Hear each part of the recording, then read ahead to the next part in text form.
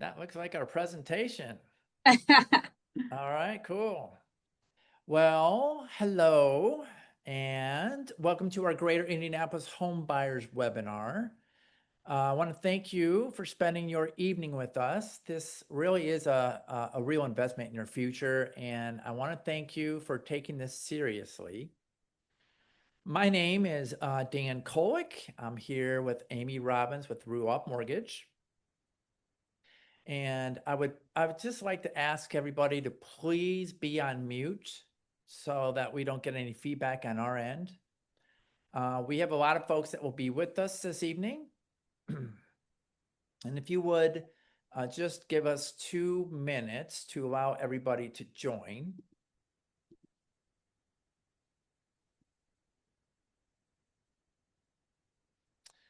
While we wait for everyone to join for just a couple more minutes, I want to hear from you guys and gals. So I want to hear, where do you want to buy a home? And what does that home look like? So if you want to live in Carmel, let us know. If you want to live in Indianapolis, Zionsville, Greenwood, we want to know that.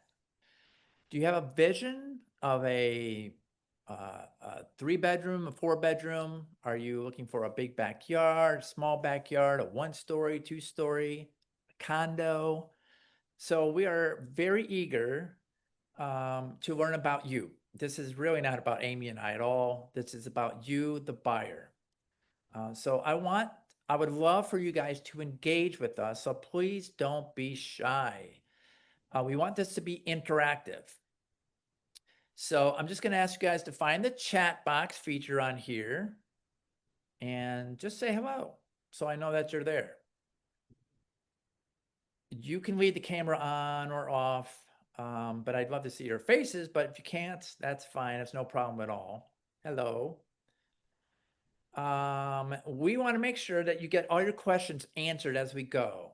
We will try to knock out as many questions as possible at the end of this webinar.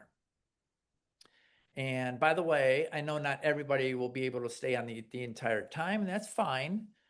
We just want to make sure you get your individual questions answered, find out what types of programs you may qualify for, and create a plan for purchasing a home. So we're going to post a link in the chat box right now to get you guys on our calendar. So there you go. Amy just put the link on there.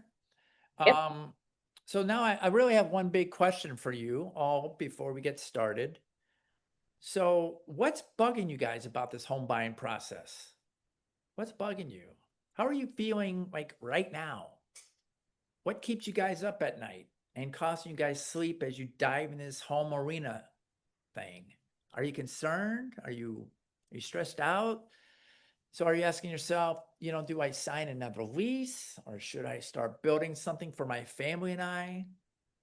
Am I anxious regarding my rent going up, which a lot of people do? Can I afford a down payment on a home? Are you uncertain if your credit is good enough to purchase a home? Should I try to save more money before I start looking for a home? Here's the good news though, guys. Home ownership isn't just a dream, and you don't have to figure it all out on your own. We know that buying a home is really a big step and it can feel overwhelming, but you are in the right place. Today, we're here to ease the pressure, provide clarity, and show you that home ownership is possible, no matter where you are in your journey. We want to equip you guys with the knowledge and confidence to take that next step.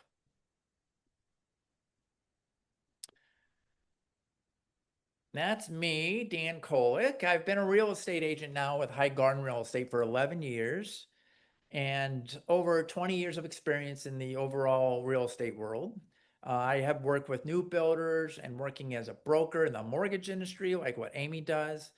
I specialize in relocation, first-time home buyers, purchasing of listing existing homes, and of course, real estate consultation. My goal is to be focused on building a life lifelong client and to make the process as clear and stress-free as possible while earning your trust. So that's really important to us. I would like for you guys to meet Amy Robbins, that I've known now for 11 years, as a fantastic mortgage lender and also one that I consider a great friend. Wow, thanks, Dan. Well, I'm thrilled to be here with you today. And like Dan said, please put any questions that you have in the chat. That's what, that's what we're here for, to help answer any questions.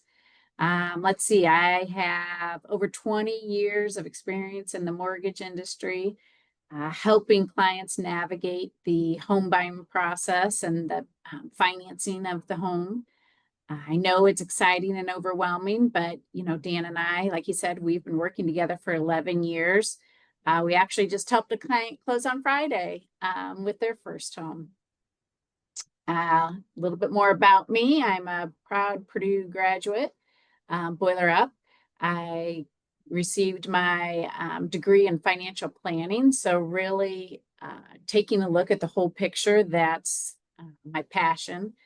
And my goal today and with every client interaction is to give you the knowledge and tools to help you make a smart, confident decision about home ownership. I offer expert guidance and personalized solutions to help make your dream of owning a home a reality. So with that, let's get started, Dan. All right, sounds good, Amy. So let's see here. Where is my slide? There it is. Okay. I have to read this. Let's see here. So here's what we see. Here's our agenda. So you guys know.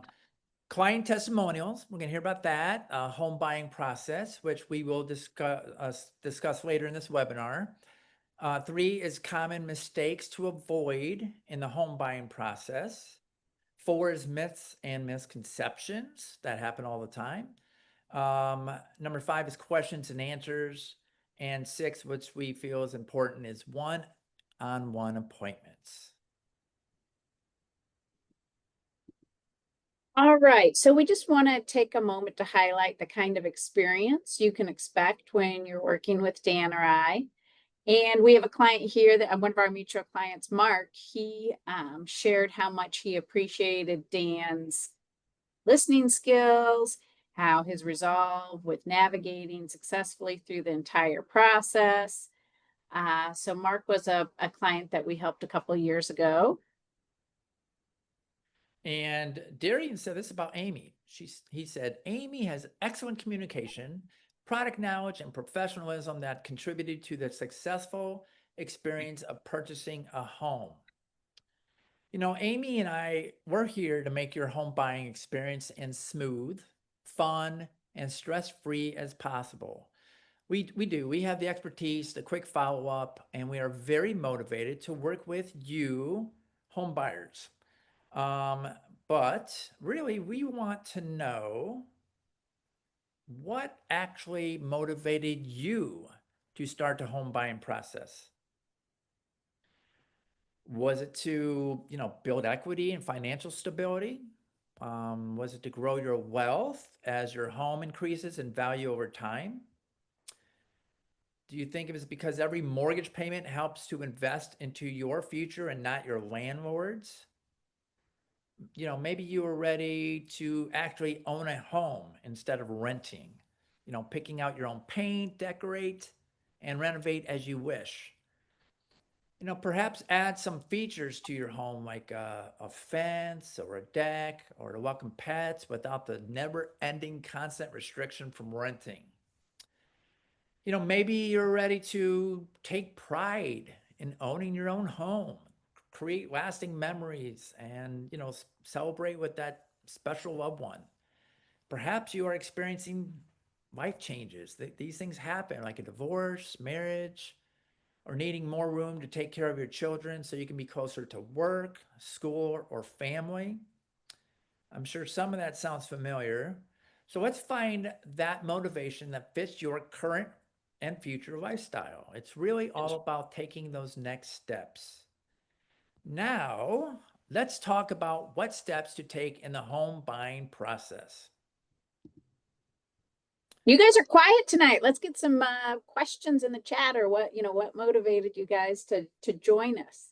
Agree. I agree. You guys have clicked on this and you're here for a reason. So we want to hear from you guys. So the home buying process really is consisted of 10 steps that Amy and I put together. So really the first step is to meet with your real estate agent. Hopefully that's me. This is a step where we will create a customized home search for you, focus on what you want, need, and love. Second step, important, obtain a pre-approval. Amy will discuss loan programs and your budget and determine your pre-approval amount. That's the second step. Third step is search for homes. I'll be doing the research for you on the home that fits your needs. We'll tour the homes together to make sure that, this is the perfect fit for you and your family. So the fourth step on all this is negotiation. I mean, it's an important step. It really is. We prepare the purchase agreement and present the offer to the listing agent. So the agent that represents the seller, that's the listing agent. And this is where we negotiate the terms of the contract. So those are 4 steps so far. And the 5th step, and I think it's the most exciting part. There you go. It's the accepted offer. No other offers will be accepted at this point because now we got an accepted offer. So, I kind of want to stop like right there and ask, does anyone have any questions so far on this process? Anyone? Yes. Well, we do have a question. Can you read it, Amy? It just says yes. I think she's still typing. Okay. I'll keep going, but yes, please write in the chat what questions you have.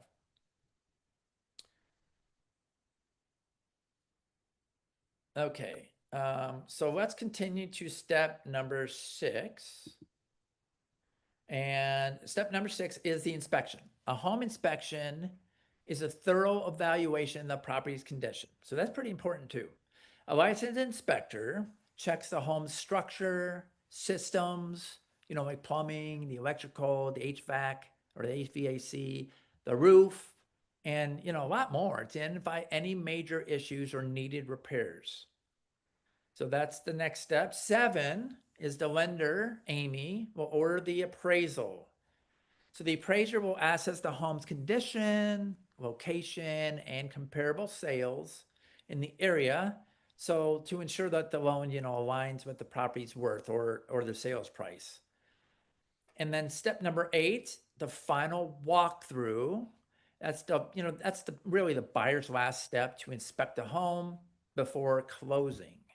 So it serves as the buyer's last opportunity to inspect the property and to ensure it's in the same condition as when the purchase offer was accepted. We got 2 more chats, I believe. Step number 9 is the day before closing. So your lender, Amy, will go over the final terms and the amount needed for closing and remind you to take your valid ID or your driver's license to closing. And 10, the most exciting part, once again, it's closing on your home at the title company. Rarely do we see anyone sad at this point. I mean, it's kind of exciting. We made it, you got a home, something you were scared about earlier. So closing usually happens at the title company, and you're going to be signing the final documents, the note, and the mortgage. And really the majority of the time, that's when you get your keys of the house and move in. So the best and easiest way to get to the closing table is to avoid these common mistakes. Did we answer any questions, by the way? Yeah, let's answer a question. So does my credit need to be a certain score in order to get started? So not to get started. So we, once we have a one-on-one conversation and we obtain your information to obtain your mortgage credit score, if it's not, so we have programs, which we'll talk about credit here in a little bit, but we have programs that go down to 580. If the score's not there yet, Or maybe you want a loan program that has a 650 or 700 requirement. We'll help you. We'll come up with a plan and a timeline.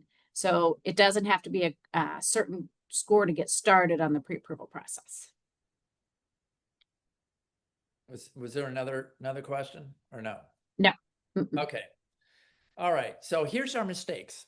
And there are. Mistake number one is not getting pre-approval. That's a big deal.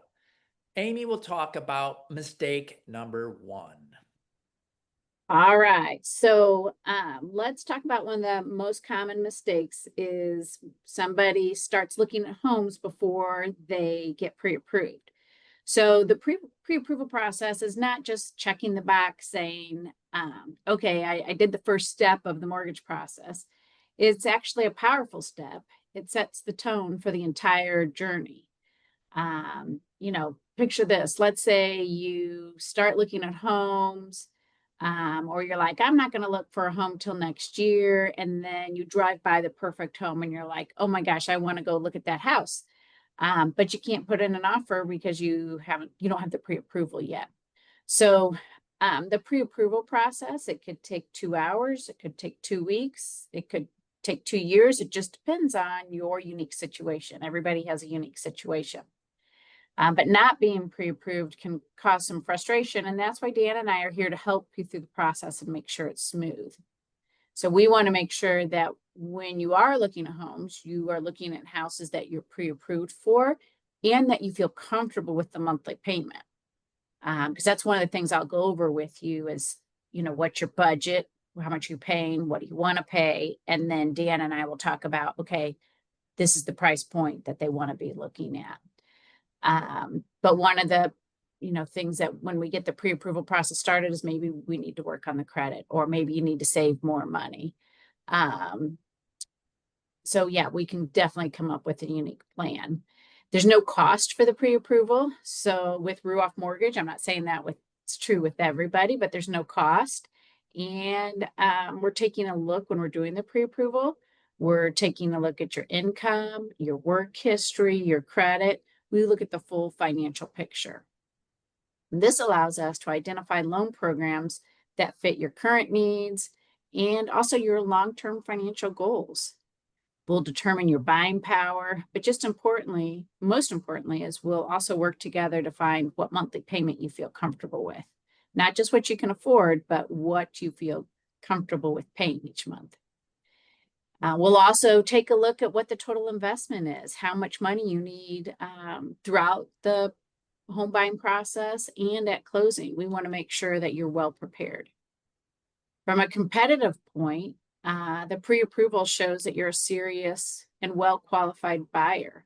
So when you're working with Dan and you go to put in an offer on a house, the pre-approval letter must come with the offer so that the listing agent knows that you're well qualified. And honestly, a lot of times they'll call the lender and, you know, they'll call me and say, hey, I received Dan's offer. We've got this pre-approval letter. I just want to see how far along are you in the process? And we'll explain why they asked that here in a little bit. So getting pre-approved up front helps give you confidence and credibility, and it's really the smartest way to start your home search. So let's take a look at some different loan programs. So, you know, getting a mortgage is not a one size fits all. And part of my job is to help you figure out which program fits you best. So sometimes, you know, it's not like you just get a mortgage. There's conventional loans, FHA loans, USDA, VA, and then they all have subcategories under them. Like we can do a conventional loan with a down payment assistance program. So there's different categories under there. FHA is the most lenient loan program. It's a little bit more lenient with debt to income and how much you can qualify for, and more lenient on the credit score. It has lower down payment as well. We can go down to 580 actually on FHA as well. USDA loans, you have to be in a certain area of town. It has to be in a suburban or rural area. It's 100% financing though. So if you're looking in the outskirts, you know, we'll say Sheridan, Greenfield, areas like that, we can get 100% financing. And veteran loans, VA loans, again, those are 100% financing. If you are eligible, have active duty, National Guard with 6 years, and some surviving spouses. And as a thank you for veterans, we waive our lender fees for the VA loans, which is about $1,400. So that's when we're doing the pre-approval process, we'll look and see which loan program fits your needs most and best. Are there any specific questions about the different loan programs? What I'll do is Quiet bunch tonight. I know, I'll put a link in here in case, we, for when you're ready to schedule the one-on-one appointment. Okay, so let's talk about some down payment assistance programs. That's a common question I get. Is there help with the down payment? And you don't have to be a first-time homebuyer actually to have help with your down payment. We do have several different loan programs. They give assistance from anywhere to 3 to 5% down for your down payment and closing costs, a portion of your closing costs. It doesn't cover everything. And so some people are like, well, I have a certain amount saved, but I really wanted that to go towards furniture or, to have money in case of emergency or whatever. So we may decide to do the down payment assistance program. There are income limits on most down payment assistance programs because I think the way the government looks at it, it's like if we're giving you assistance, we want it to be towards people that need assistance. But really, it's like, gosh, I mean, you can make 100,000 and still get, the down payment assistance. There are credit score requirements. We need at least a 600 for the down payment assistance programs. And again, like I said, you don't have to be a first-time home buyer.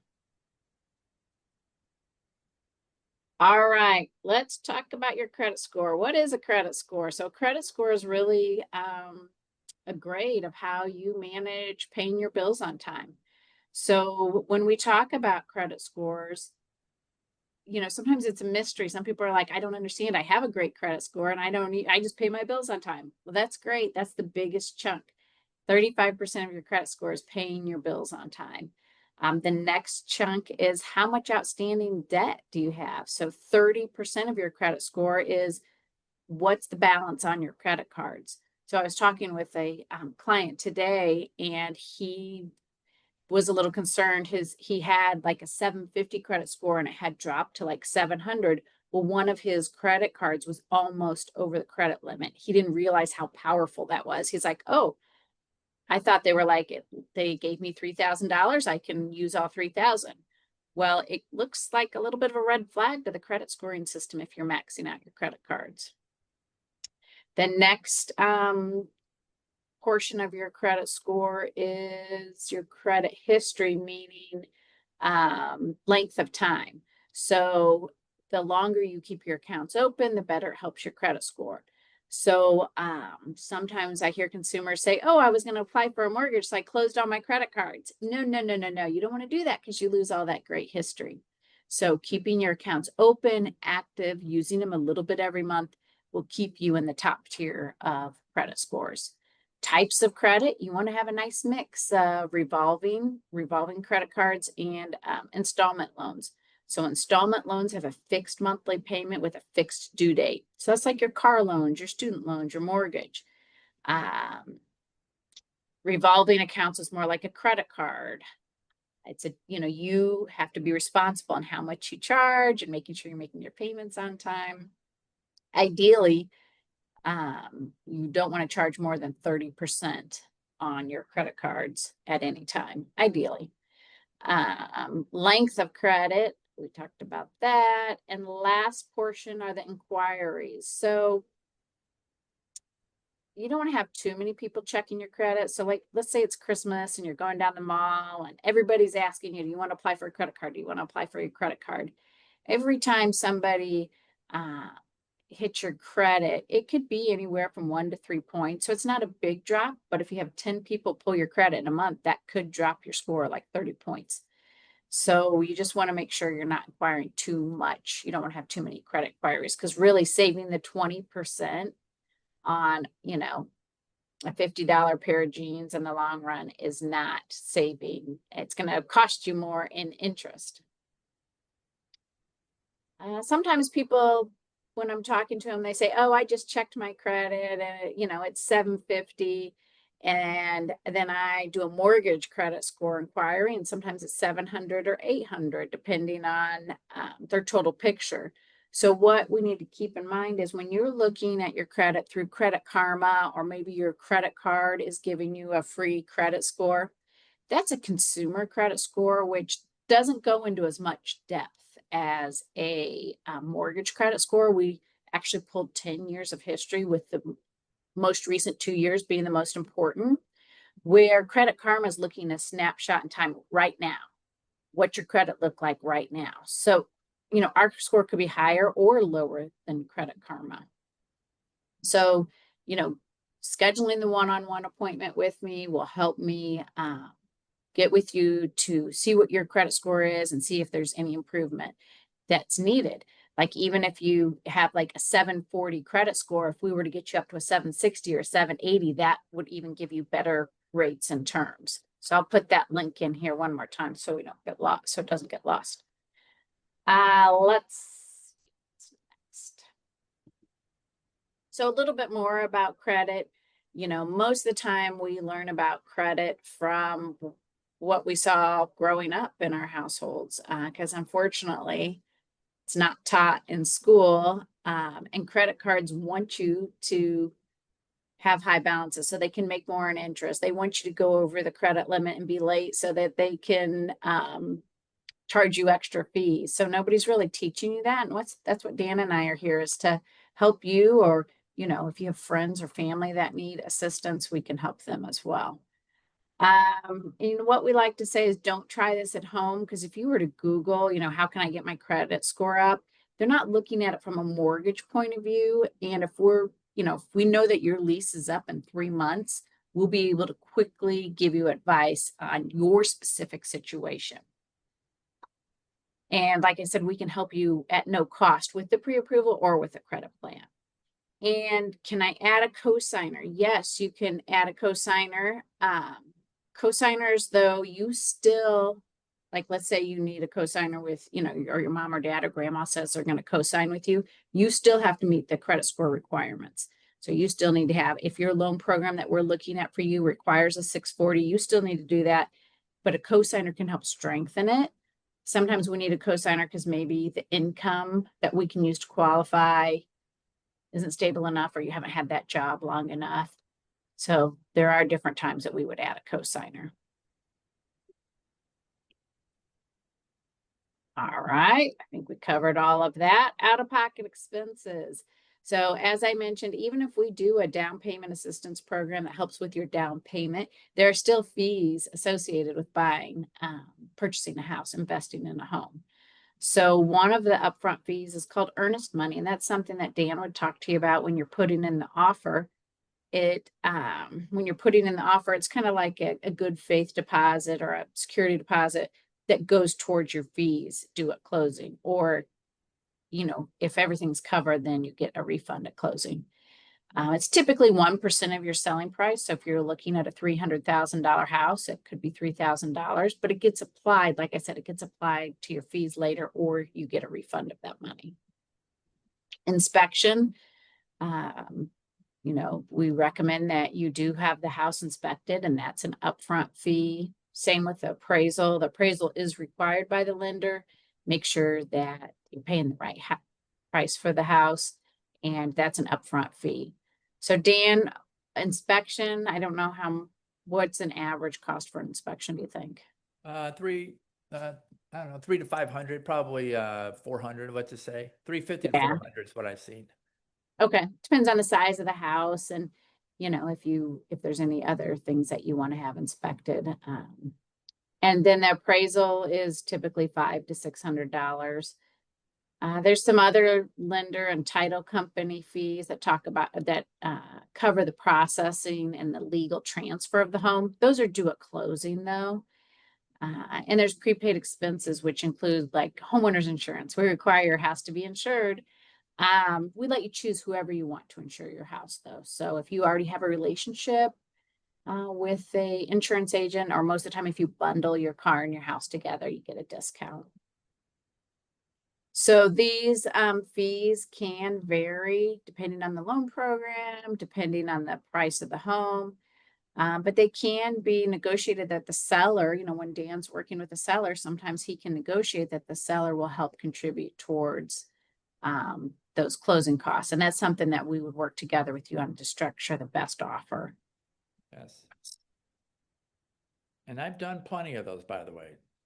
And also, any of these fees that could bother you, people hear that word like, oh, just call us, call us. We've seen it before where people, they have to put down so much money, and the next thing you know, it's far less than they thought. So don't let any of this stuff concern you. That's why I Right, want you guys to reach out to us or have a one-on-one. right.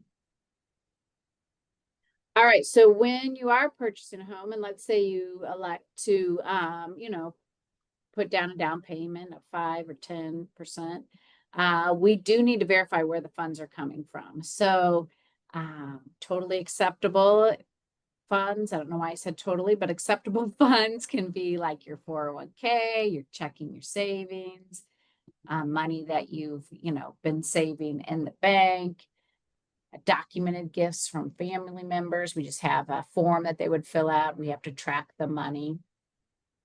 What's not acceptable though is you can't use a credit card to cover your down payment or closing costs. So basically you can't borrow money to borrow money. And you can't take out loans or cash advances. Cash at home is also, we can't track that. We don't know where that came from. So, if you do have cash at home, just talk to me about some other ways that we can utilize those funds during the home buying process. And gifts from non-relatives. It just has to make sense that somebody would be invested in the future and actually give you a gift that they wouldn't expect repayment on. Amy, we had a question. It Okay. says inspection and appraisal does not come back to the buyer, which is a question. So I'm thinking that she means the upfront cost, or that they mean the cost. You will get the inspection report and you will get the appraisal report. But the fees, does it come back to the buyer? If the seller is going to pay those fees, then yes, you will get a credit for it at closing, which would reduce your fees, or get that money back if it's all being covered, from either the down payment assistance or the seller concessions. So it could be, we could work it out that way. Dan and I could structure the deal that way. Right. Some important do's and don'ts during the mortgage process, and even as you're getting ready for the mortgage process. So, most importantly, call us if you have any questions. You're not doing this alone. So sometimes people are like, oh, I didn't want to tell you. Tell us so we can help make this a smooth process and give you guidance. That's what we're here for. Yep. Keep everything the same. Keep living where you're living. Use your credit as normal. Maintain employment and income. Pay your bills on time. We will be requesting documents along the way. So like, let's say we get started this week and we get your pay stubs and your bank statements, but it takes you a couple months to find the perfect house. Then we'll update your bank statements and pay stubs once we get closer to closing. So we do understand life happens though, and maybe you get a better job offer. Just call me and say, hey, I'm thinking about taking this other job. Is this okay? How's this going to impact my mortgage? Or, oh my gosh, my car broke down. I'm going to have to get a new car loan. How does this impact my mortgage? So just talk to us, be transparent so that we can help you. So don't make any large purchases. Like, you're going to think this is crazy, but we've had a client buy a boat right after they signed their purchase agreement, and it was like a $500 payment. And so that kind of messed everything up. So don't make any large payments. What we recommend is that you make some people are like, oh, I want to go buy furniture and all these things. Make your wish list and, then purchase it after closing. Definitely don't apply for any new credit during the process. Don't change bank accounts or make large cash deposits without talking to us first. If you do have to change bank accounts, we just need a paper trail. We got to see the old bank accounts, this old statements, and then we got to see the money going into the new bank account. And sometimes after you close an account, you can't access those previous month's bank statements, so it gets a little tricky. Don't transfer balances, close credit cards, consolidate debt.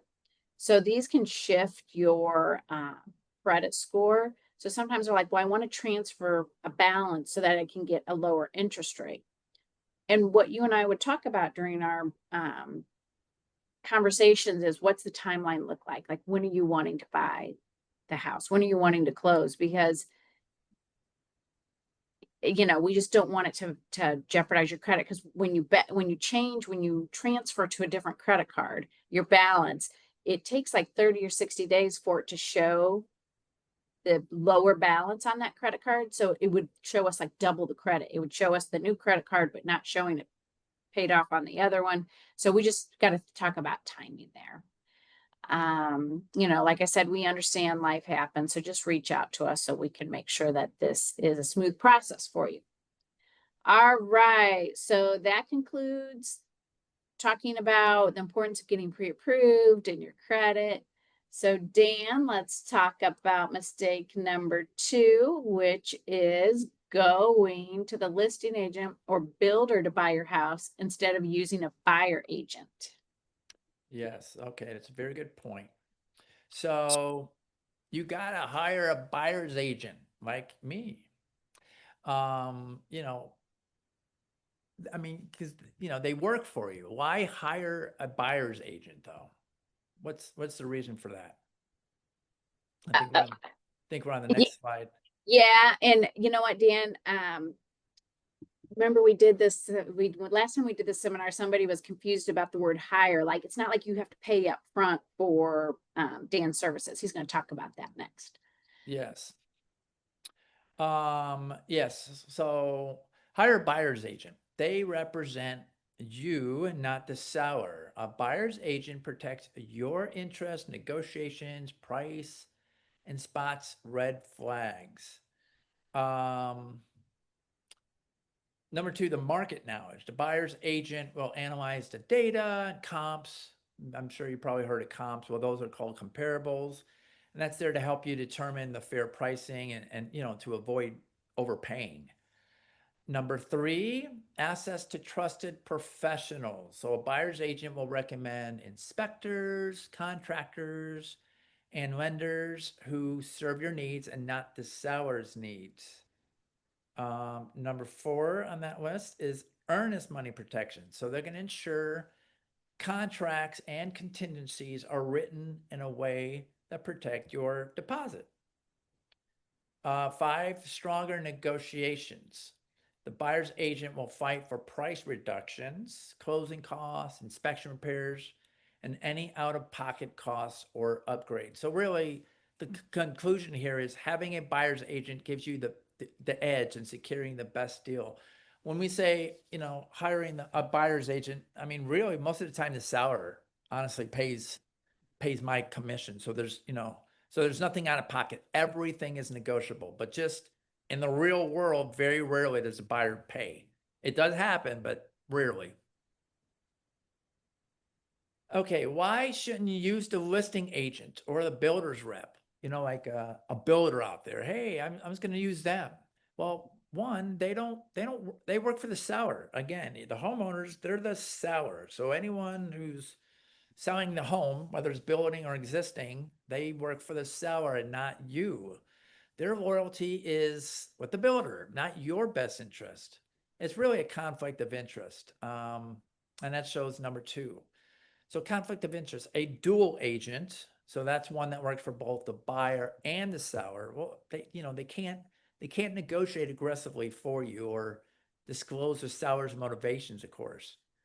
Number 3, the limited pricing advice. A listing agent definitely won't tell you if a home is overpriced or suggest any lower offers. That's where I come in, or the buyer's agent.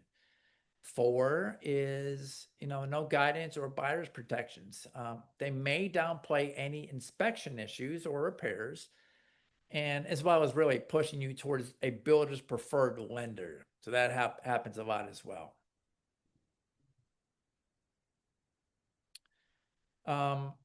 Guys, as a reminder though, please just put your questions in the chat box and we will try to answer them. If we don't get to your questions, or if you'd like to discuss your specific situation, because a lot of time people don't want to, say anything on camera, that's cool. Just, schedule a one-on-one at this link that we have. Amy's posting it now. And that goes to mistake number 3, which is skipping a home inspection. So what's the cost of skipping a home inspection? I don't see this very often, but people skip it, but some do. Some do. They're like, it's a beautiful home. Everything was done. Really, there's not much to do. Well, what you're doing there is you purchase a house unaware of deal breakers. You really do lose your negotiating power. You're going to risk inheriting non-structural issues such as mold. That comes up quite a bit. You can't see it, but there's a little black part. You don't know what that is. Maybe it's getting old, got wet before. Well, wetness creates mold. You're going to miss having a forecast of a future repair cost. I mean, that's going to cost you later down the road. Another big deal. That's a really big deal. You buy a house and now, oh my gosh, 2 months later, I got all these issues going on. That's the last thing you want. So you want an inspection. You're not going to know if there's any major or safety issues if you don't get one. You have no clue. Again, you move in years down the road and you try and get a contractor. That's not the easiest thing in the world. And then it's going to cost hundreds or even thousands of dollars by skipping a home inspection. So don't do it. Call me. We'll order an inspection. An inspection, maybe $300, $300 to $400, right in there. It's worth it. It's worth every penny. A common question, let's see here. So a common question that we are asked is right now the right time to buy a home, or should I wait? So is this the right time to buy a home? Next slide. Why should we buy real estate now? Timing the market, missed opportunities. Most buyers wait for the perfect time. There isn't one. There's not a perfect time. Truth is, you're building equity by acting, not hesitating. Home prices, they keep rising, guys. They do. They rise. They get higher. As you've seen everything with the groceries and gas, and I mean, so do homes. That's why you want to get on it now. Low inventory is driving home values up. So low inventory on homes. There's not a lot out there. Buy now before the prices go higher. Waiting is your worst enemy. It really is.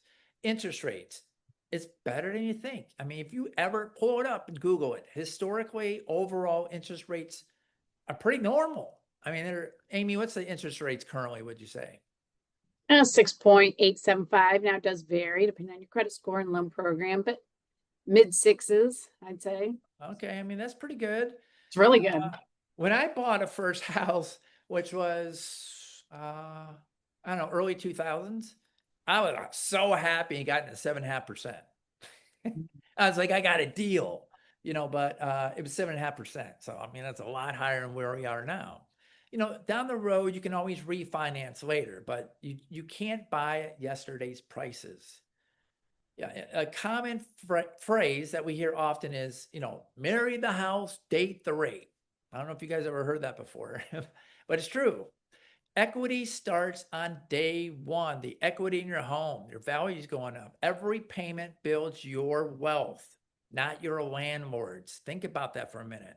It's building your landlord's, but not you. I mean, that stinks. Rent is not saving you money. I promise you that. Today's rents are rising faster than inflation. I hear it constantly, and I ask people, hey, how's the rent? Has it ever gone up? Yes. How much? 1,000, 500, 300. It's going up. But there's a fixed home mortgage, which it's called a stable payment. That's what a fixed mortgage is, or a fixed rate. And renters are paying a mortgage, just not their own. Think about that for a second. Renters are paying a mortgage. You are, but it's not yours. It's the landlord's. Less competition. That's why it's the right time to buy. Less competition right now. Many buyers are sidelined, giving you the leverage. So the examples are, you avoid a bidding war on the price of the home. That was happening a few years ago with COVID.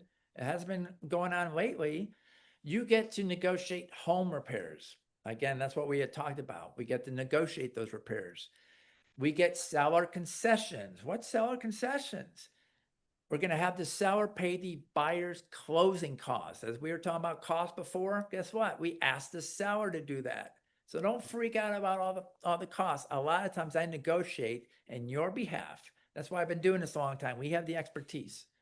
So yeah, have the seller pay the buyer's closing costs. We do that a ton right now. That's a great example of something called leverage. Tax and financial advantages. Writing off a good portion of the mortgage interest, as well as your property tax deductions and your home appreciation or your equity.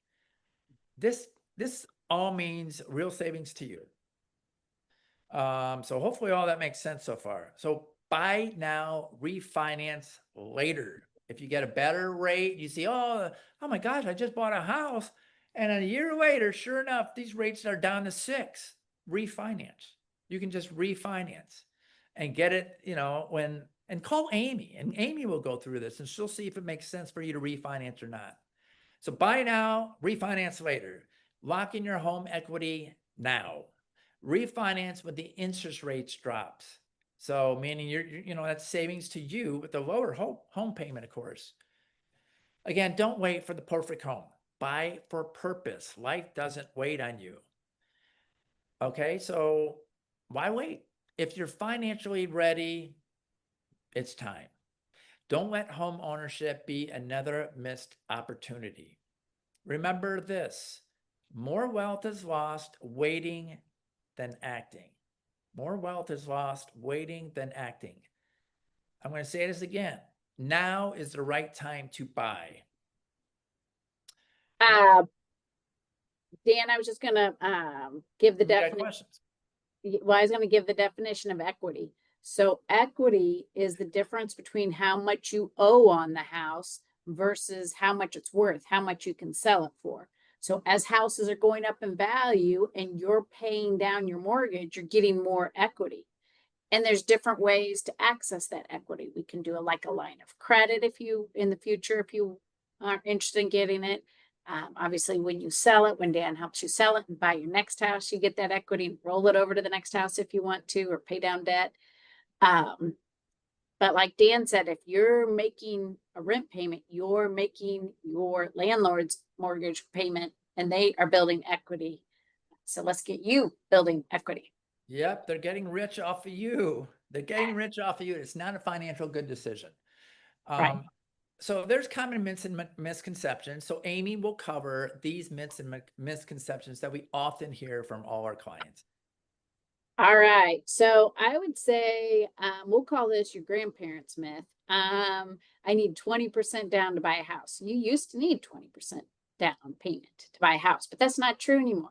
We have many loan programs that have less than 20% down. Though some people say, well, I don't want to pay private mortgage insurance or PMI, so I'm going to put down 20%. PMI is very affordable right now. So even if, when I show people an example, if they want to put down 20%, and we say, okay, if you only put down 5% or 10%, here's the difference in your payment. And PMI is not very expensive right now. So we've got loan programs with less than 20% down. So don't be saving money, thinking, well, I'm saving money. I'm saving up to 20% down before I buy a house. Well, you're losing out on the equity, which is more benefit to you. Myth number 2, I should find a house first, then get pre-approved. These aren't in the right order. Sorry. We talked about that already. you're going to lose out on opportunities if you find the house first, because it's kind of like, okay, whoever puts the offer in, the best offer in first. And if you don't have a pre-approval, if it's going to take us a couple days to get the pre-approval for some reason, you're going to lose out on that. I can't buy a house after bankruptcy is a myth. Some people are like, I filed bankruptcy, I'm never going to be able to buy a house. That's not true. FHA loans allow you to buy a house 2 years after Chapter 7 is discharged. And if you're in Chapter 13, you just have to have a 1 year satisfactory repayment. So, even if some of these myths don't apply to you, but you hear people at work talking about them, send them our way. We'll help them too. An online lender is the same as a local lender. That's a myth, and that's for several reasons. Number one, like Dan said, when he's putting in an offer and he's negotiating with that listing agent, the listing agents look at who the pre-approval came from.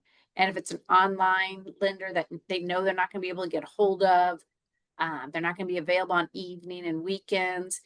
I work when Dan is working, when your realtor's working, when you're looking for houses, and you're not looking at houses from 8 to 5 necessarily. So those are banker hours. I don't have banker hours. I work when you're looking at houses.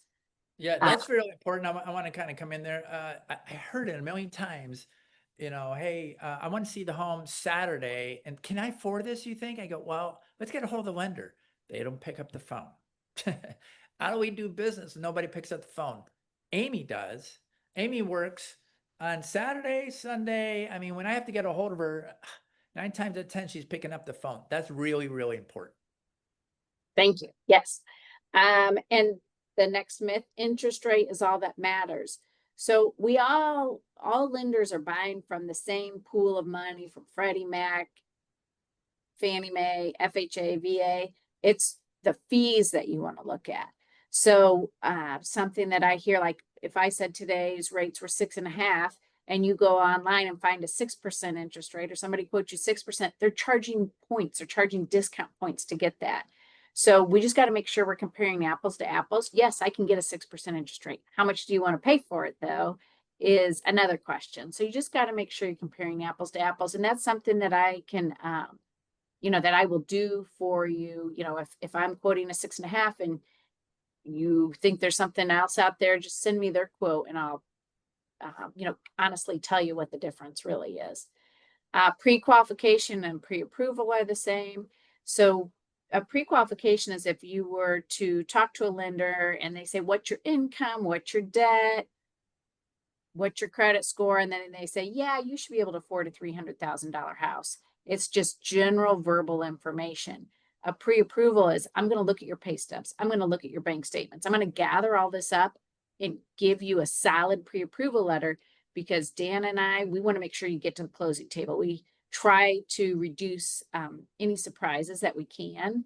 And so a pre-approval is us looking at your information. And that's earlier when I said a lot of times the listing agents will call and ask me, they'll say, I've got your pre-approval letter. How much work have you done? Have you looked at their credit? Have you looked at their income? And so I will say up front, yes, they've been quick to respond. I have their information, and underwriters looked at it, whatever your situation is, but that helps get your offer accepted. And, Ruoff is, we're here in Indianapolis. It is a big name. No, we don't own the music center, but we do sponsor the naming rights. So a lot of people are, I've been doing this for 30 years. I know a lot of the realtors in town. So when they get my pre-approval letter, they feel confident that it's going to close on time. All right, well, let's do a little recap here. We've explored the home buying process from pre-approval to closing. We've been breaking down what to expect every step of the way. We've identified common mistakes that first-time home buyers, or even doesn't even have to be a home buyer, a first-time home buyer, that home buyers make, and how to avoid them. We've debunked some myths that may cause confusion or delay in your journey. And if you have one thing to take away from today, it's that knowledge and preparation are your best tools. And we are here to guide you through that whole process. So I've already checked the calendar and we do have some appointments already scheduled. So thanks for that. If you still want to get on our calendar, let me put the one-on-one booking up there and we'll get everybody scheduled. But Dan, let's see how everybody's feeling now. Yeah, so I want to know, I mean, how do you feel now? Is it a little bit better? Is it different than when you first started this webinar? Most of this stuff is just education, guys. It's not hard getting into a home. It really isn't. It's just, how do I do it? So, education. So that's why we put on these webinars to help everybody answer the questions. And, you know, they're nervous. I don't think I can do this. Yes, you can. Yes, you can. So remember that. So, you know, as you leave today, you know, I hope sincerely, I really hope that you're feeling more confident and less stressed about home buying journey. It's really exciting process, but you got to get started. Working together with a trusted mortgage lender like Amy, you know, we've given you the tools and the knowledge to make smart, confident decisions. Less stressed, still nervous. That's normal. That is normal, by the way. That was a question that came in. It's totally normal. That's cool, but you're here. Pat yourself on the back. That's a first step. Seriously, that's awesome. Next step, get with Amy or I. Let's do that. Then you're going to get there. The more you know, the less stress it'll be. So, you know, really, you're no longer stepping in to the unknown. You're stepping forward with a plan. So really, you're now more educated on what to expect, what to look for in the future, and how to navigate the process. So hopefully you're a little more excited about this because this is the beginning of an incredible journey towards owning your new home. I think next time we might just put all these pictures of everybody that's happy at closing. And those aren't just, hey, we're going to throw out the happy people only. That's what they are. They're happy. Right. You know, they're really excited. It's like, and they're crying. It's just, it's a great feeling. So we're here to guide you guys, support you, and celebrate with you. But again, it's time to get started.